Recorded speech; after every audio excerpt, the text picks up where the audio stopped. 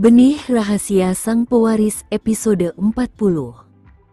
Sementara itu, Shira tidak ingin mengobrol lagi dan berkata pada Vano, "Kalau begitu, aku harus merepotkanmu, Vano. Aku akan mandi sekarang, jadi aku akan menutup telepon dulu." "Baiklah. Ingatlah untuk memikirkanku." "Baiklah. Aku akan mentraktirmu makan lain kali."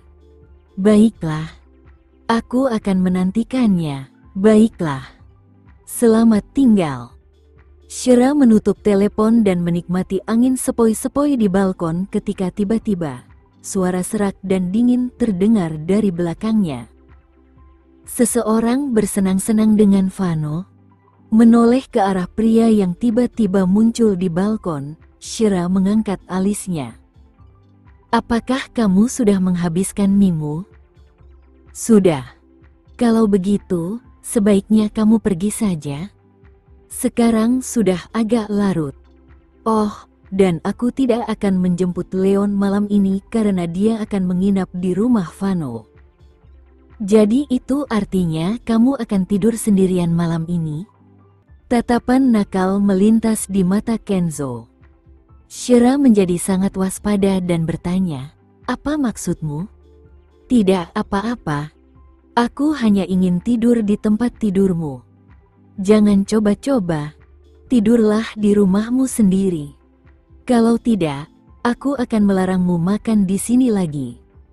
Ayahmu tampak sangat bahagia malam ini, tetapi waktu yang tersisa sampai perusahaannya diambil alih hanya tinggal 3 bulan lagi.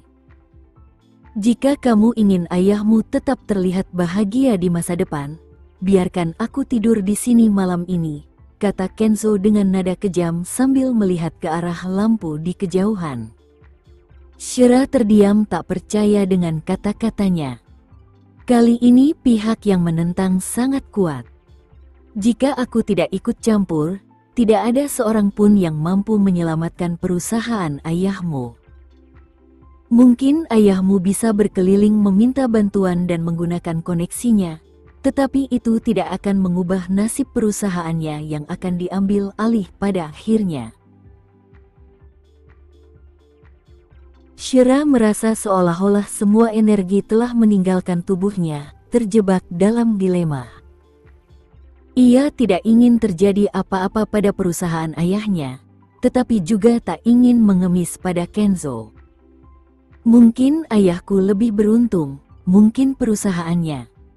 Namun, Shira tidak bisa melanjutkan, mengetahui bahwa keberuntungan ayahnya sebenarnya hanyalah bantuan Kenzo di balik layar. "Shira, menurutmu apakah lebih baik jika ayahmu pergi mengemis kepada orang lain?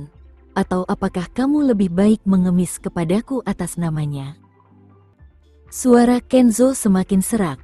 "Meskipun aku tidak berkewajiban untuk melakukannya, aku tetap bersedia membantumu dan ayahmu." Mendengar ini, Shira hanya bisa menatap lampu-lampu malam kota, merasa langit tak cukup besar untuk menampung masalahnya. Bagaimana keadaan bisa sampai seperti ini?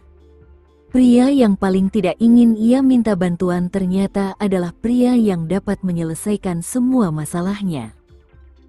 Akhirnya, semua itu karena Shira merasa tidak cukup tangguh, tapi juga tak ingin melihat ayahnya mengemis kepada orang lain. Shira menggigit bibirnya dan menatap Kenzo. "Kamu mau tidur di ranjang anakku atau ranjangku?" Sambil menyeringai, Kenzo menjawab tegas, "Ranjangmu." Kata-kata itu membuat Shira merasa prinsip-prinsipnya diinjak-injak. Dia menundukkan kepalanya dan membenci tindakannya saat itu. Menyadari apa yang dipikirkan Shira, Kenzo tiba-tiba memeluknya. "Shira, aku tidak akan membiarkanmu meremehkan dirimu sendiri. Bahkan jika kamu tidak memohon padaku, aku akan tetap membantu ayahmu. Aku berjanji bahwa dalam kehidupan ini, aku akan memastikan bahwa kamu dan ayahmu akan hidup dengan damai dan tidak perlu khawatir tentang uang lagi." Harus diakui, Kenzo punya kekuatan untuk dengan mudah mengusik titik terlemahnya di saat-saat paling rentan. Terima kasih. Shira mencoba mendorongnya dengan mengulurkan tangan, tetapi Kenzo tak mengizinkannya. Pada saat itu, Kenzo mencium rambutnya dengan penuh kasih. Jangan khawatir, aku di sini untuk melindungimu. Kalimat ini membuat Shira berpikir bahwa Kenzo maha kuasa dan bisa menghalangi apapun yang akan menyakitinya dan keluarganya. Entah mengapa, Shira tetap berada dalam pelukan Kenzo tanpa melawan. Tidak tahu apakah itu karena perasaan dilindungi oleh Kenzo sangat menyenangkan atau karena dia tak punya kekuatan untuk melawan lagi. Mereka tetap seperti ini hingga teleponnya berdering lagi. Ketika Shira mengeluarkannya, dia melihat bahwa itu dari Fano, jadi dia melepaskan diri dari pelukan Kenzo sambil menenangkan diri. Tepat saat Shira hendak menjawab panggilan, Kenzo menyambarnya dan menyalakan pengeras suara. Halo, Shira. Kamu takut tidur sendirian? Mau ngobrol sebentar? Suara Fano yang sedang kasmaran bergema di balkon yang sunyi. Wajah Shira memerah. Pria ini jahat. Kenapa dia menyalakan pengeras suara? Namun, karena telepon ada di tangan Kenzo, Shira tak bisa merebutnya kembali meskipun dia menginginkannya. Tidak perlu. Fano, tidurlah saja. Selamat malam. Shira hanya ingin mengakhiri pembicaraan secepatnya. Aku tidak bisa tidur. Aku memikirkanmu, tahu? Pada titik ini, Fano masih tak menyadari bahwa kata-kata genitnya didengar oleh pihak ketiga. Fano, berhentilah bicara sekarang dan tidur saja. Aku akan menutup telepon sekarang. Namun, Fano mulai bersikap manja. Nyanyikan sebuah lagu untukku. Bahkan bisa berupa lagu anak-anak yang digunakan untuk menghibur Leon. Jika kamu melakukannya, maka aku akan tidur. Jika tidak, maka aku tidak akan tidur. Ekspresi Kenzo bergemuruh saat mendengar kata-kata itu, sementara wajah Shira menjadi semerah tomat. Mengapa dia harus menghadapi hal seperti itu? Fano, berhentilah bercanda sekarang dan tidurlah. Aku benar-benar akan menutup telepon sekarang. Setelah mengatakan itu, Shira bergegas untuk mengambil kembali ponselnya. Namun, Kenzo tidak mau mengembalikannya. Shira tak berani bersuara terlalu keras, karena akan sulit menjelaskannya jika Fano tahu ada pria lain di rumahnya. Itu pasti akan merusak reputasinya. Aku tidak mau. Cepat. Satu lagu saja. Aku menunggumu. Jelas, mereka bisa mendengar bahwa Fano telah berbalik dan menunggu dengan sabar. Melihat tangan Kenzo yang begitu tinggi, Shira melompat untuk meraih ponselnya. Tetapi sedetik kemudian, dia mendapati pinggangnya tiba-tiba dipeluk oleh lengan Kenzo, menekannya ke balkon dan menciumnya dengan tepat sambil tetap mengangkat tangan lainnya. Pikiran Shira menjadi kosong dan dia merasa sangat dipermalukan. Apakah pria ini melakukan ini dengan sengaja? Shira, bernyanyilah untukku. Buat bayi besar ini tidur. Fano masih memohon di ujung telepon. Hal ini hampir membuat Shira gila. Bagaimana dirinya bisa melakukannya? Dia sedang dicium oleh pria brengsek ini sekarang. Tiba-tiba, sebuah ide muncul di benaknya saat suasana memanas. Shira melingkarkan lengannya di leher Kenzo, berpura-pura membenamkan diri dalam ciuman itu. Melihat tangan Kenzo perlahan turun seperti yang diharapkan, Shira dengan cepat menyambar kembali ponselnya dan pergi ke samping, sedikit terengah-engah. Fano, tidurlah. Aku akan menutup telepon sekarang. Shira berteriak di ujung telepon sebelum mengakhiri panggilan. Setelah itu, dia menatap Kenzo yang jahat. Apakah itu menyenangkan? Kenzo hanya menjawab polos, aku hanya merasa gelisah. Kau. Karena tak ingin mengganggunya lagi, Shira harus mengusir Kenzo dari rumah jika saja ayahnya tidak membutuhkan bantuan Kenzo. Jika Fano tahu bahwa Shira benar-benar dicium selama 10 detik saat mereka sedang menelepon, kemungkinan besar dia akan kehilangan akal sehatnya, karena itu berarti dia akan kalah dari sepupunya yang tak tahu malu itu. Setelah mengeluarkan barang-barang pentingnya dari kamarnya, Shira berkata kepada Kenzo yang sedang duduk di sofa sebelum tidur di kamar Leon, kau harus tidur lebih awal. Dan jangan ganggu aku saat aku sedang tidur. Tapi kamu bahkan belum mandi? Kenzo mengangkat alisnya mendengar itu. Aku mandi atau tidak, itu bukan urusanmu. Karena Shira tak ingin mengambil risiko Kenzo melakukan sesuatu yang tercela, dia puas menggulirkan ponselnya di kamar Leon. Lagi pula, dia tak akan bau hanya karena tak mandi seharian. Malam itu, keinginan Kenzo untuk tidur di tempat tidurnya kembali terwujud. Keesokan paginya, Shira membuka matanya dengan linglung. Saat itulah dia baru menyadari bahwa dia telah tidur di kamar Leon dan ingat bahwa kamarnya sedang digunakan oleh Kenzo. Saat membuka pintu, dia melihat bahwa baru pukul 7 pagi. Karena hari itu hari Sabtu, Shira tak mengira Kenzo akan bangun, jadi dia meregangkan badan sambil berjalan ke balkon, mengingat hari ini adalah hari di mana dia benar-benar bisa bersantai. Di akhir pekan, suasana kota terasa santai, dengan jalanan yang sepi tak seperti hiruk-pikuk lalu lintas pagi hari. Sambil menuangkan secangkir air untuk dirinya sendiri, Shira memikirkan apa yang akan dia makan untuk sarapan, dan kapan harus menjemput putranya. Tepat saat itu, suara pintu utama tiba-tiba terbuka mengejutkannya. Dan dia berbalik mendapati Kenzo kembali sambil membawa sarapan di tangannya. Kamu sudah bangun? Shira tercengang menatap pria itu. Aku memang terbiasa bangun pagi. Sambil meletakkan sarapan di atas meja, Kenzo berkata, ayo makan.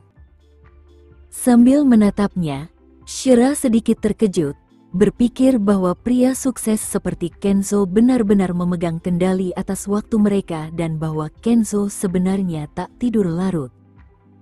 Sementara Shira duduk dan makan bersamanya, Kenzo dengan anggun memegang sepotong roti sambil berkata dengan acuh tak acuh, aku bisa menemanimu menjemput Leon nanti. Shira langsung menolak gagasan Kenzo dengan melambaikan tangannya. Tidak perlu. Aku akan pergi sendiri. Apa kau takut Fano melihat kita bersama? Kenzo bertanya sambil menatapnya. Entah mengapa, Shira tak ingin ada yang tahu seberapa dekatnya dia dengan Kenzo. Ngomong-ngomong, Presiden Wiharja, kamu akan menepati janji untuk membantu ayahku, kan? Shira mengalihkan topik pembicaraan. Karena dia sudah membiarkan Kenzo tidur di tempat tidurnya, sebaiknya Kenzo menepati janjinya. Tentu saja aku akan melakukannya. Sambil tersenyum, Kenzo melanjutkan, apapun janji yang kuberikan padamu, aku akan selalu menepatinya. Karena tak sanggup menatap mata karismatiknya, Shira hanya bisa menunduk dan terus mengunyah roti. Terima kasih. Setelah sarapan, Shira meraih tasnya dan berjalan menuju pintu. Sambil melakukannya, dia mengangkat sebelah alisnya dan melirik Kenzo di sofa sebelum berkata, Presiden Wiharja, aku akan menjemput Leon sekarang. Apakah kamu berencana untuk tinggal di sini? Kenzo merasa jengkel mendengar ini. Dia ingin pergi bersamanya, tetapi Shira jelas tidak berniat membiarkannya ikut. Dia bangkit dari sofa dan berkata, aku akan mengantarmu ke tempat Fano. Kenzo tak terdengar seperti akan menerima jawaban. Tidak. Tidak apa-apa. Aku bisa naik taksi. Mobilku ada di bawah. Aku tidak. Aku tahu di mana Vano tinggal. Kenzo menatapnya dengan pandangan menantang. Saat itu, Shira menyadari bahwa dia memang lupa menanyakan alamat Vano. Dia melihat jam, dan saat melihat bahwa baru pukul 7.30 pagi, dia tak ingin menelepon Vano. Baiklah, hanya jika kamu senggang. Aku tak ingin memaksakan. Aku senggang. Setelah itu, Kenzo berbalik dan berjalan keluar pintu. Di lantai bawah, Firdaus sudah menyetir mobilnya. Kenzo masuk ke kursi belakang sementara Shira mengikutinya. Kemudian, Shira menyapa Firdaus dengan khawatir. Tuan Firdaus, aku harap ayahmu baik-baik saja. Firdaus menjawab santai. Terima kasih sudah bertanya, Nona Nugraha. Operasinya berjalan dengan sangat baik. Aku senang mendengarnya, kata Shira sambil tersenyum tulus. Kemudian, dia melihat bahwa Kenzo di sampingnya telah mengenakan pakaian ganti. Dia tak lagi mengenakan kemeja putih seperti kemarin, tetapi kemeja abu-abu. Shira sedikit mengernyit. Mungkin Firdaus membawakannya pakaian ganti. Karena Kenzo sangat suka kebersihan, dia tak akan mengenakan sesuatu dari malam sebelumnya. Setelah memikirkan hal ini, Shira bertanya-tanya apakah itu berarti Kenzo mandi di kamar mandinya. Mungkin dia mandi tadi malam, tetapi apakah dia tidur di tempat tidur miliknya tanpa sehelai pakaian pun? Pikirannya meledak saat itu juga. Dia menelan ludah dan meskipun ingin bertanya tentang hal itu, dia tak ingin melakukannya di depan Firdaus. Sebaliknya, dia meraih teleponnya dan mengirim pertanyaan ke Kenzo. Dalam keheningan mobil, ponsel Kenzo berdenting sekali dengan pesan baru. Dia mengambil ponselnya dan melihat layarnya, terdapat pesan dari Shira yang berbunyi, "Apakah kamu tidur di tempat tidurku tanpa pakaian tadi malam?" Senyum sinis tersungging di bibir Kenzo saat dia menoleh memberikan pandangan samar. Shira menanggapinya sebagai konfirmasi dan melotot marah. Siapa yang bilang dia boleh tidur tanpa baju di tempat tidurku?" Kenzo membalas pesannya dengan nada nakal, "Jangan khawatir. Kehidupan pribadiku bersih dan teratur dan aku tak akan merepotkanmu." Saat Shira membaca ini, dia merasakan kemarahan membuncah dalam dirinya. Dan yang dia inginkan hanyalah menghajarnya hingga tak bernyawa. Kenyataan bahwa dia punya masa lalu dengan Nindya membuatnya sangat kesal, dan wajahnya muram saat dia menjawab, "Jangan pernah melakukannya lagi." Melihat ekspresi marah Shira, Kenzo tahu bahwa dia tak mampu membuatnya kesal lagi, jadi dia mengetik, "Aku tidak mandi tadi malam, dan yang kulakukan hanya mengganti baju. Lagi pula, aku tak tidur tanpa baju di tempat tidurmu." Shira menatap Kenzo dengan pandangan skeptis saat melihat ini. Sementara itu, Firdaus tak kuasa menahan rasa canggung saat menyadari mereka berdua saling berkirim pesan di jok belakang. Apa mereka ingin membicarakan sesuatu yang tak boleh aku ketahui? Kalau begitu, dia tak keberatan menghentikan mobilnya di suatu tempat dan turun untuk memberi mereka privasi. Kenzo menegaskan dengan pesan lain, "Itu benar.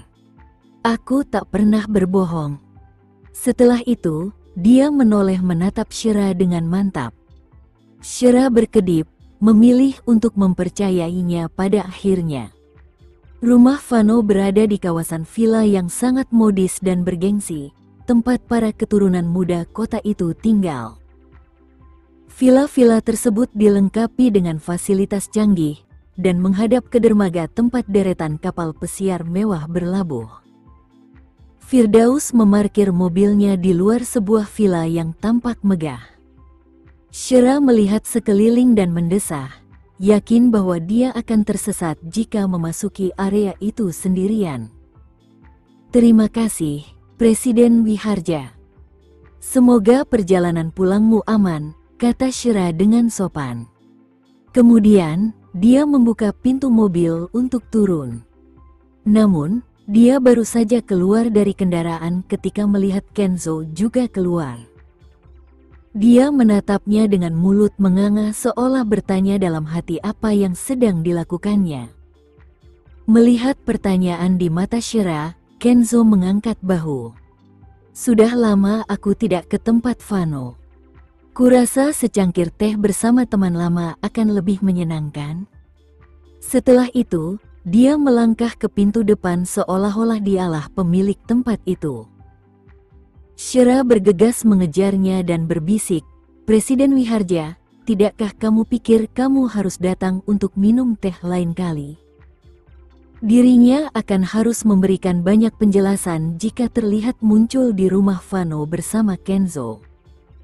Tidak, jawab Kenzo dengan angkuh sebelum mengulurkan tangan untuk memencet bel pintu.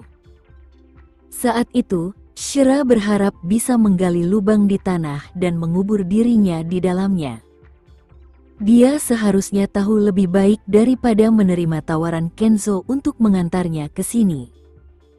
Jelas terlihat bahwa Kenzo sengaja mencoba memberi kesan yang salah pada Fano. Aku datang. Suara Fano terdengar dari intercom video. Shira segera menghalangi kamera dan menyilangkan lengannya sambil mulai berpikir tentang bagaimana akan menjelaskan dirinya kepada Fano.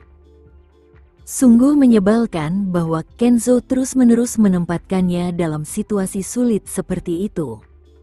Terdengar bunyi bip dari pintu saat pintu dibuka, dan Kenzo meletakkan tangannya di kenop pintu. Dia baru saja akan masuk ketika melihat Shira yang sedang membelakanginya. Dengan alis terangkat, Kenzo bertanya, "Kamu tidak masuk?" "Silakan." "Aku perlu menelepon," kata Shira sambil mengeluarkan ponselnya untuk menghubungi nomor. Tetapi Kenzo menyadari tindakannya dan mengulurkan tangan untuk merebut ponselnya. "Masuklah bersamaku," kata Kenzo dengan nada memerintah. "Kembalikan ponselku, Kenzo," pintanya dengan tidak percaya. Namun, Kenzo masuk ke rumah sambil memegang ponselnya. Shira mencoba membuatnya tampak seolah-olah mereka datang secara terpisah dengan berjalan lambat di tangga depan. Tetapi karena ponselnya ada bersama pria itu, tak ada gunanya berpura-pura. Shira menyerbunya dan berjalan menuju villa berdinding kaca yang indah itu. Fano baru saja mengenakan pakaiannya dan sedang berjalan menuruni tangga ketika melihat Kenzo dan Shira di ruang tamunya. Terkejut, pikirnya, Kenzo, Shira, mengapa mereka berdua ada di sini pada waktu yang sama? Dia ingat baru saja melihat sosok Kenzo di intercom video tadi, meskipun dia melihat siluet seorang wanita yang membelakangi kamera.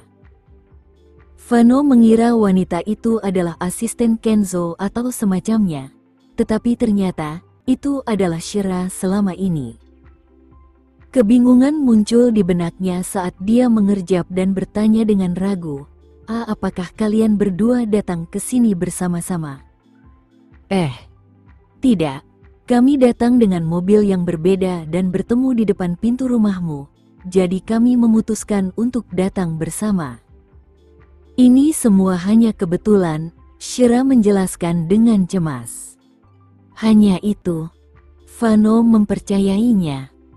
"Sebenarnya, aku pergi ke pesta ayah Nona Nugraha tadi malam dan akhirnya mabuk, jadi aku menginap di tempatnya.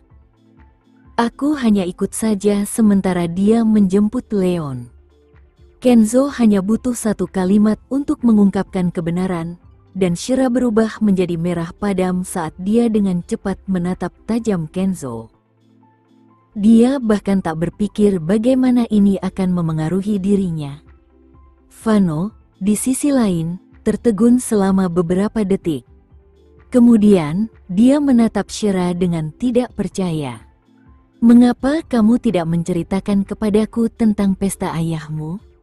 Aku seharusnya pergi dan merayakannya juga, bukan? Yah, itu hanya perayaan kecil, jelas Shira sambil mengalihkan pandangannya dengan rasa bersalah. Leon masih tidur, jadi mungkin butuh waktu sebelum dia bangun, kata Fano. Kemudian, dia menatap mata Kenzo, dan keduanya tiba-tiba terlibat dalam pertarungan tanpa kata. Tatapan Kenzo tetap tajam saat dia berkata, "Terima kasih sudah merawat Leon tadi malam, Fano." "Jangan dipikirkan," kata Fano sambil menggertakkan gigi. Dia tak percaya bahwa Kenzo telah mengantar Leon tadi malam dan diam-diam menghadiri perayaan Adam. Dia bahkan mabuk dan menginap di tempat Shira. Fano mulai memandang sepupunya ini secara berbeda, karena hanya pria yang bisa mengerti apa yang dipikirkan pria lain. Kenzo mengatur semua ini sejak awal. "Shira, kenapa kamu tidak naik ke atas?" Setelah mengatakan itu, Fano menatap Kenzo dengan tajam dan berkata sambil berbalik untuk berjalan menuju balkon, "Kenzo, ada sesuatu yang perlu kubicarakan denganmu." Kenzo mengikuti di belakangnya. Shira tak terlalu memikirkannya, percaya bahwa mereka benar-benar punya sesuatu yang penting untuk dibicarakan. Di balkon, ada kilatan konfrontasi di mata Fano saat dia menatap Kenzo. Dia tak pernah menanyai Kenzo seserius itu seperti saat ini. "Apakah kau serius tentang Shira, atau dia hanya orang baru di daftarmu?" tanyanya. Ekspresi Kenzo berubah muram saat dia menatap pria yang lebih muda dengan tajam dan berkata, "Tentu saja, aku serius padanya." "Benarkah? Semua ini bukan hanya karena rasa terima kasihmu kepada ibunya setelah dia mengorbankan hidupnya untuk menyelamatkanmu?" Kenzo menyadari bahwa rasa sayang dan kesukaannya terhadap Shira bukanlah lahir dari rasa terima kasih, tetapi dari tempat khusus di dalam hatinya yang sama sekali tidak ada hubungannya dengan pengorbanan ibunya. "Fano, aku benar-benar menyukainya. Kau harus percaya padaku," kata Kenzo lembut, namun nada suaranya tegas. "Kalau begitu, apakah kau bisa menerima Leon meskipun dia bukan anakmu? Apakah kau akan memperlakukannya seperti anakmu sendiri?" Fano mendesak lebih jauh sambil menatap tajam ke arah Kenzo.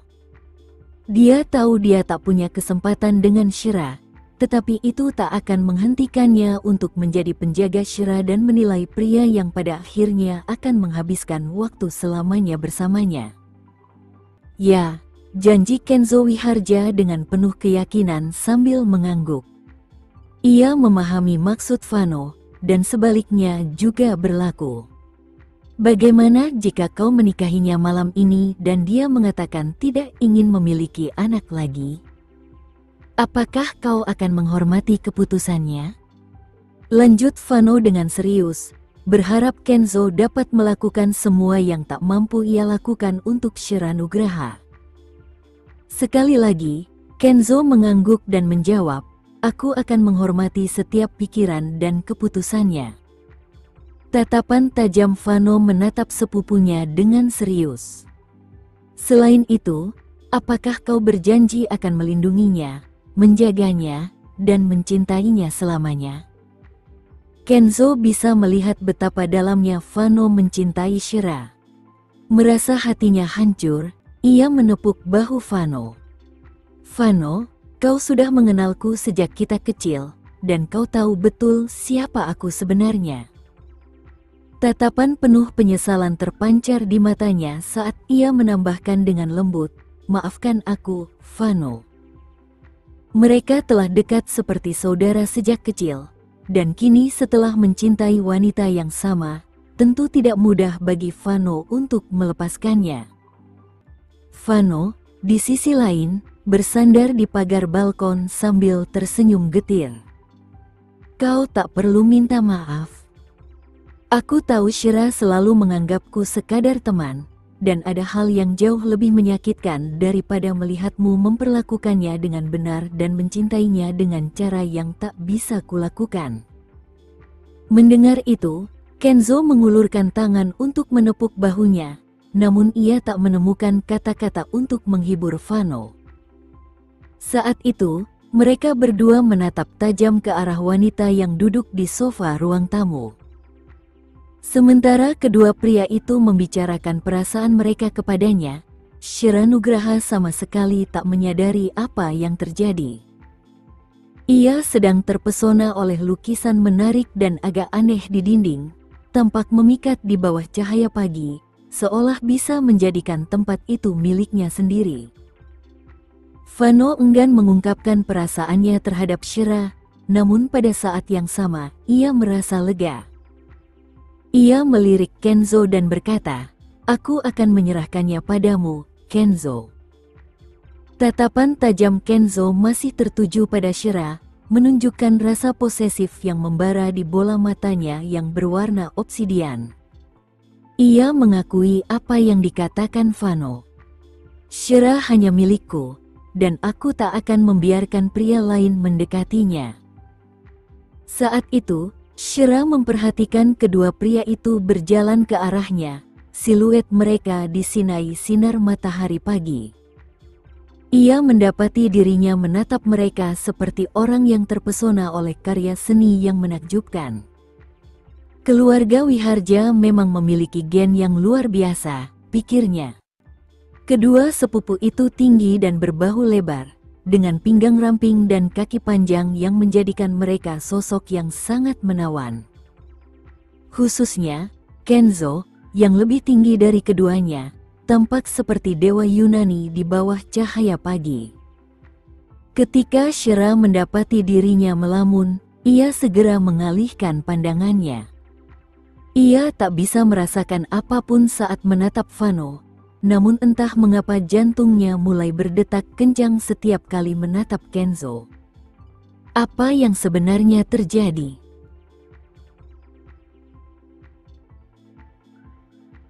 Sekian dulu ya video kali ini, kita lanjutkan lagi videonya di lain waktu. Oh iya, bagaimana menurut kalian? Semoga bisa sedikit menghibur kalian semua. Untuk teman-teman yang baru nonton, jangan lupa subscribe ya, hehehe. Dan kalau teman-teman ada yang ingin gabung langganan, bisa langsung gabung saja untuk dapat fitur yang menarik dan sedikit membantu Mimin. Terima kasih banyak sudah menonton, sampai jumpa lagi, bye bye bye.